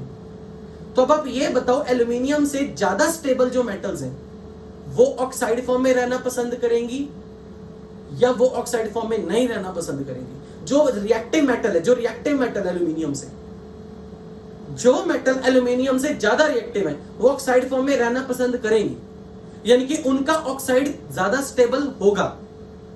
और अगर उनका ऑक्साइड ज्यादा स्टेबल होगा तो एल्यूमिनियम से ज्यादा रिएक्टिव मेटल की लाइन एल्यूमिनियम वाली लाइन से नीचे होगी या ऊपर होगी? नीचे होगी। और जरा चेक करो उस डायग्राम में एल्यूमिनियम से नीचे किस किस की लाइन आपको दिखाई गई है? मैग्नीशियम और कैल्शियम, क्योंकि मैग्नीशियम कैल्शियम एस ब्लॉक के मेटल्स हैं, they are more reactive than aluminium. अब अल्कली अगर मेटल्स अगर आ जाती, यहां पे अगर कोई लाइन बनानी होती अल्कली मेटल के लिए तो आप उसको कहां रखते? Alkali metals are most reactive, alkali metals are most reactive, तो वो तो अल्कलाइन अर्थ मेटल से भी नीचे आती लाइन, वो तो कैल्शियम से भी नीचे आती लाइन। क्या ये चीज समझ में लगी या नहीं?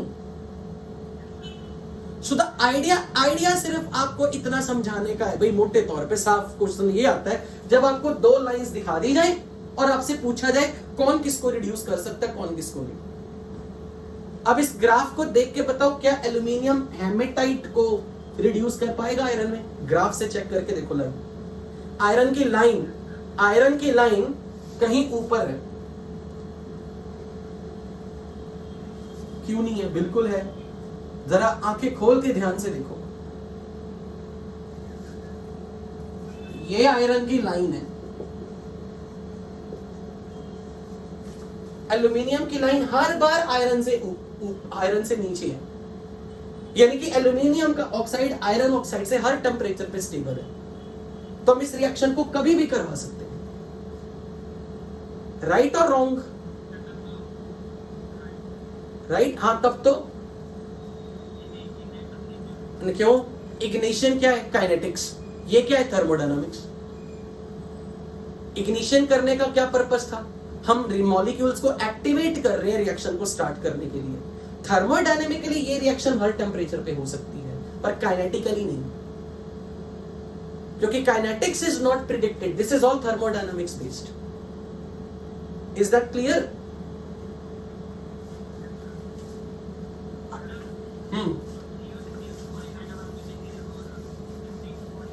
अब आ रहा हूं मैं, आ रहा हूं, अब उसी पे आ रहा हूं, उसी पे आ रहा हूं। अब हम कोक, CO और कार्बन डाइऑक्साइड पे ही आ रहे हैं। Just wait and watch. अब अपनी कॉपी में हेडिंग भी बनाओगे, आप लिखोगे भी और डायग्राम भी ड्रॉ करोगे। हेडिंग बनाओ, role of coke and carbon monoxide as reducing agent. Role of coke and carbon monoxide as reducing agent.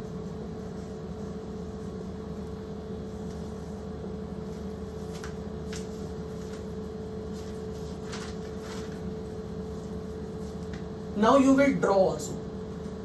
ये डायग्राम पहले ड्रॉ करोगे।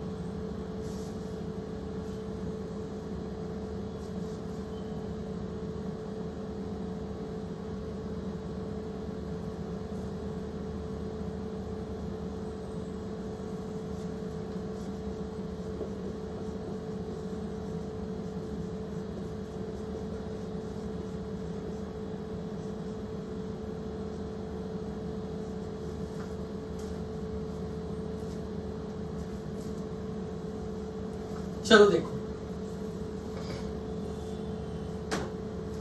ये जो अब हम करने लगे हैं, this is the most important question in metallurgy, जो बच्चों से डेफिनेटली पूछना चाहिए और पूछा भी जाता है।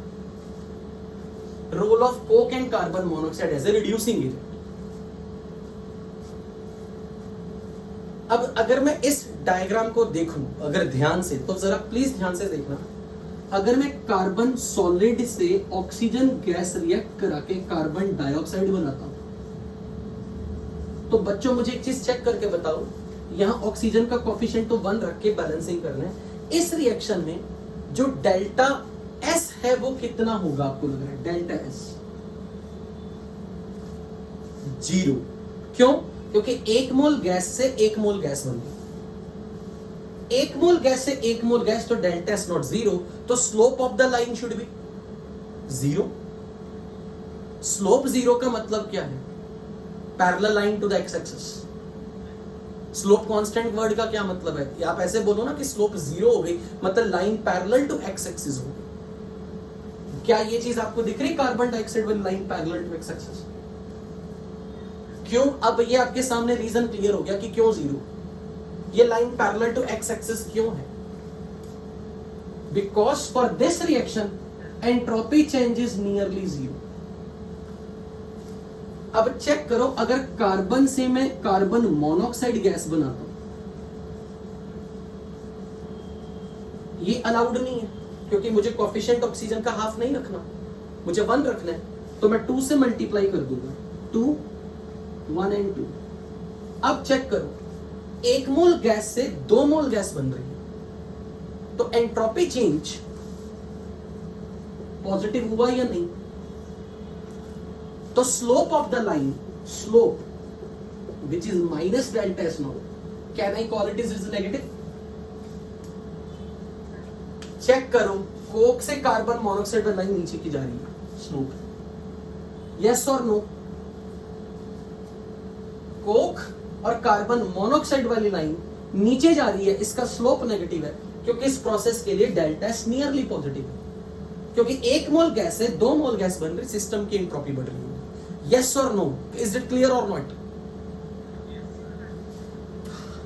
अब चेक करो, कार्बन मोनोऑक्साइड से ऑक्सीजन से CO2 बनना, इसे 1 मोल रख के कोफिशिएंट रखना, तो मैं कहां से बैलेंसिंग करूं? पहले ये हाफ कर देता हूं और फिर अब मुझे इसे 2 से मल्टीप्लाई करना है। तो अब बताओ entropy change, this is gas, this is gas, entropy change is what? Negative positive? 3 mole gas से, ये भी गैस है, 3 मोल गैस से 2 मोल गैस बन रही है, नेगेटिव, तो स्लोप पॉजिटिव। क्या है इस ग्राफ में? क्या इस ग्राफ में दिख रही कार्बन मोनोऑक्साइड वाली लाइन? अब जो पॉइंट सबसे क्लियर कट हर ऑब्जर्वर में आना चाहिए, ये कोक वाली लाइन, ये कार्बन मोनोऑक्साइड वाली लाइन और ये कार्बन से CO2 वाली लाइन, तीनों एक ऐसे पॉइंट पे इंटरसेक्ट कर रही है जहां temperature 710 degree. Am I right or wrong?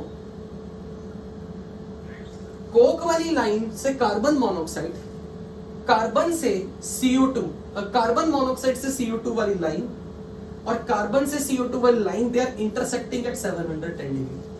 अब आप पहले मुझे ये बताओ, मान लो मुझे आयरन के ऑक्साइड को रिड्यूस करना है, मुझे ये रिएक्शन करवानी है, आयरन ऑक्साइड को रिड्यूस करके आयरन बनाना है। तो अब मेरा सवाल आपसे ये है, क्या मैं कोक यूज करूं तो ऑक्सीजन निकल जाए और ऐसा हो जाए, आयरन ऑक्साइड की रिडक्शन होगी, और आयरन ऑक्साइड को अगर मैं कार्बन मोनोऑक्साइड गैस डाल के रिड्यूस करूं,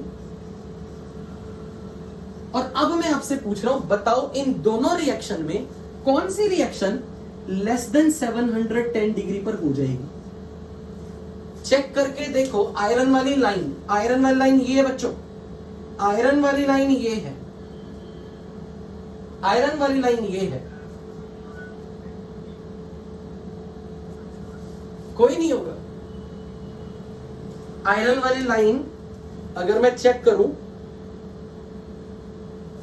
नहीं, मैंने गलत किया, मैंने ड्रॉ गलत किया हुआ, मैंने ये ड्रॉ गलत किया हुआ,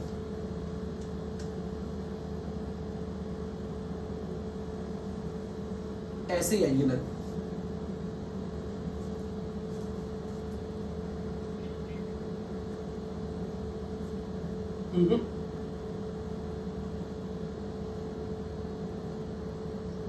हाँ अब देखो जरा, ये आयरन वाली लाइन है, ये आयरन वाली लाइन है, ये लाइन आयरन वाली है, और ये लाइन कार्बन मोनोऑक्साइड वाली है, और ये लाइन कोक वाली है। हाँ अब देखो, कोक से CO का बनना ये लाइन है, और आयरन से आयरन ऑक्साइड बनना ये लाइन है, और कार्बन मोनोऑक्साइड से CO2 का बनना ये लाइन है। तो पहले मुझे ये बताओ, जब तक टेम्परेचर 700 से कम है, मान लेते हैं इस टेम्परेचर पे, तो अब ये बताओ कौन ज्यादा स्टेबल है, कार्बन मोनोऑक्साइड या आयरन का ऑक्साइड या कार्बन डाइऑक्साइड? नहीं, ये ध्यान से देखो, कार्बन मोनोऑक्साइड से CO2 बन रहा है, कार्बन मोनोऑक्साइड से CO2 बन रहा है इस लाइन पे। तो आप इस लाइन से किसकी स्टेबिलिटी देखोगे, CO2 की या CO की? CO2 की स्टेबिलिटी, क्योंकि जिस भी रिएक्शन में जो भी लाइन आप देख रहे हो, आप उससे उसके ऑक्साइड की स्टेबिलिटी देख रहे हो जो प्रोडक्ट में बन रहा है। अगर आप इस लाइन से कुछ देख रहे हो तो इसकी स्टेबिलिटी, अगर आप इस लाइन से देख रहे हो तो जिंक ऑक्साइड की स्टेबिलिटी, अगर आप इस लाइन से देख रहे हो तो कार्बन डाइऑक्साइड की स्टेबिलिटी, अगर आप इस लाइन से देख रहे हो तो कार्बन मोनोऑक्साइड की स्टेबिलिटी। समझ आया ये पॉइंट या नहीं?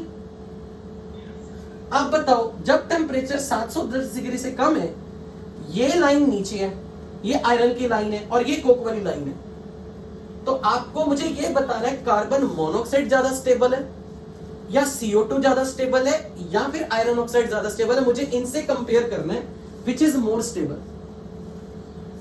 CO2। इसका मतलब अगर CO2 का बनना is more spontaneous at temperature less than 710, which you will prefer to use as reducing agent, Coke या कार्बन मोनोऑक्साइड?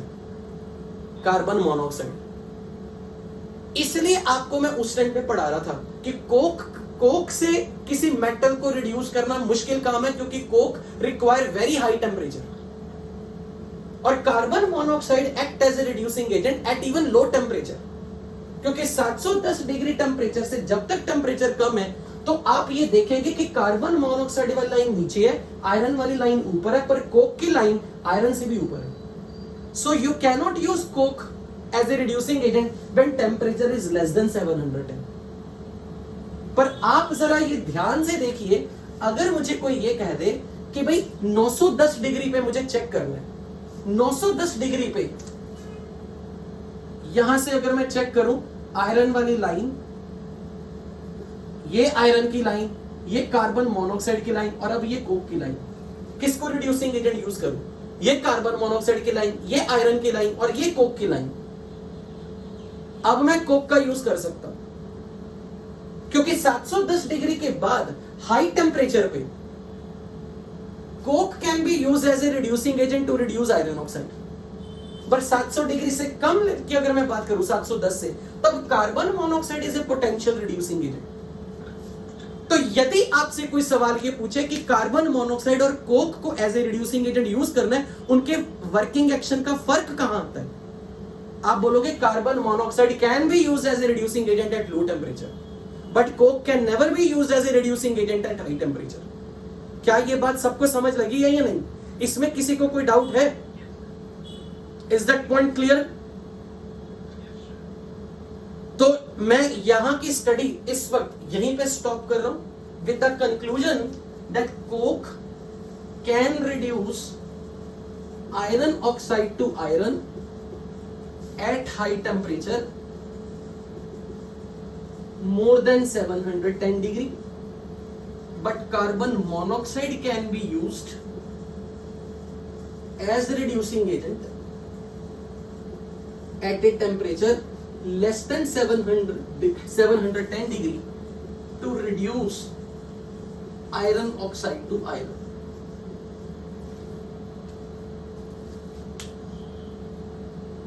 अब एक चीज आप यहां से भी समझ सकते हो, 910 डिग्री पे जिंक बॉयल करता है, 910 डिग्री पे जिंक बॉयल करता है, और अगर मैंने कोक यूज किया एज ए रिड्यूसिंग एजेंट, क्या मैं यूज कर सकता हूं जिंक को बॉयल करवाने के लिए? नहीं। राइट या रॉन्ग? यहां से इस डायग्राम से आपको क्या लग रहा है? नहीं कर सकता ना? अच्छा अब ये बताओ, मान लो मैं यहां किसी टेम्परेचर पे हूं, अब बताओ जिंक की लाइन ऊपर हो गई, अब कर सकते हैं। तो कोक जब भी as a reducing agent use होगा, जब आप कोक को रिड्यूसिंग एजेंट यूज करोगे, आपने जो टेम्परेचर की वैल्यू रखी, क्या वो 910 से ज्यादा रखी? तो जब प्रोडक्ट में जिंक बनेगा, क्या वो ऑलरेडी 910 से ज्यादा टेम्परेचर पे यहां जिंक का बॉइलिंग पॉइंट आ गया, तो आपको प्रोडक्ट में बनने वाला जिंक किस फॉर्म में मिलेगा? Gas form. गैस फॉर्म, क्योंकि ये बॉइलिंग पॉइंट है जिंक का। क्योंकि यानी कि अगर आपने ये रिएक्शन करवाई, जिंक ऑक्साइड प्लस कोक से कार्बन मोनोऑक्साइड प्लस जिंक, ये रिएक्शन कब स्पॉन्टेनियस हो रही है? 910 से हाई टेम्परेचर करने पर। हाई टेम्परेचर जब 910 से ज्यादा होगा, तब कोक की लाइन जिंक ऑक्साइड वाली लाइन से नीचे। इसका मतलब जब इस रिएक्शन में प्रोडक्ट मिलेगा, जो जिंक मिल रहा है वो इस टेम्परेचर पे मिल रहा है, जबकि जिंक 910 पे बॉईल करता है, तो डेफिनेटली ये टेम्परेचर में जिंक वेपर की फॉर्म में मिलेगा। मानते हो या नहीं? ये चीज पहले भी बात की थी जब हम कोक को एज ए रिड्यूसिंग एजेंट पढ़ा रहे थे। कि जिंक हमें वेपर फॉर्म में मिलता है। सो इसके बाद एक लास्ट लाइन यहां लिख लेते हैं, reduction zinc oxide solid plus Coke produces zinc vapour plus carbon monoxide gas is only possible when temperature is more than 910 degree. इसलिए आपको जब भी जिंक मिलेगा वो बॉइलिंग पॉइंट पे, बॉइलिंग पॉइंट क्रॉस करने के बाद ही आपको जिंक वेपर फेज में मिलेगा, क्योंकि कोक वाली लाइन को जिंक ऑक्साइड से नीचे आना है तो 910 से काफी हाई टेम्परेचर पे जाना पड़ेगा। यहां पे जाके हमारे एलिंगम डायग्राम का कंप्लीट पार्ट खत्म होता है। एलिंगम डायग्राम मोर लाइक समझने वाला पार्ट है, इसमें रटने वाला कुछ भी नहीं है। क्या आपको ये डायग्राम अब क्लियर है इससे रिलेटेड? तो सबसे इंपॉर्टेंट क्वेश्चन आज की क्लास में यही है एग्जाम पॉइंट ऑफ व्यू से, कि आयरन ऑक्साइड को रिड्यूस करने के लिए कब कोक यूज करें, कब कार्बन मोनोऑक्साइड यूज करें। लो टेम्परेचर पे कौन अच्छा रिड्यूसिंग एजेंट है, हाई टेम्परेचर पे कौन अच्छा रिड्यूसिंग एजेंट है। हाई टेम्परेचर पे कोक और लो टेम्परेचर पे कार्बन मोनोऑक्साइड, क्योंकि लो टेम्परेचर पे कार्बन मोनोऑक्साइड वाली लाइन आयरन की लाइन से नीचे और हाई टेम्परेचर पे कोक वाली लाइन आयरन से नीचे है, जबकि कार्बन मोनोऑक्साइड वाली लाइन ऊपर होगी। ये देख लो, यहीं से 710 से आगे जैसे चले गए, 710 से हाई टेम्परेचर पे अगर के चले गए, कार्बन मोनोऑक्साइड वाली लाइन ऊपर आ गई, तो कार्बन मोनोऑक्साइड आयरन को रिड्यूस नहीं कर पाएगी। पर कोक वाली लाइन नीचे आयरन से, तो कोक रिड्यूस कर पाएगा आयरन ऑक्साइड को। समझ में आया या नहीं? Okay, so with this I am going to finally end up the meeting with the hope कि आपको ये सब समझ में आया होगा। फिर भी इसको जरूर पढ़ना, आज के नोट्स रिवाइज जरूर करना। अगली क्लास की बिगिनिंग हम वही से करेंगे अगर मैं पूछूंगा कि यहां पर किसी को कुछ डाउट पेंडिंग रह गया हो। थैंक यू वेरी मच, मिलते हैं अब नेक्स्ट क्लास में। फिर एग्जाम में ग्राफ दिया रहेगा, हमेशा एग्जाम में हमेशा ग्राफ दिया रहेगा। ओके बच्चों, finally I am closing the meeting. Okay.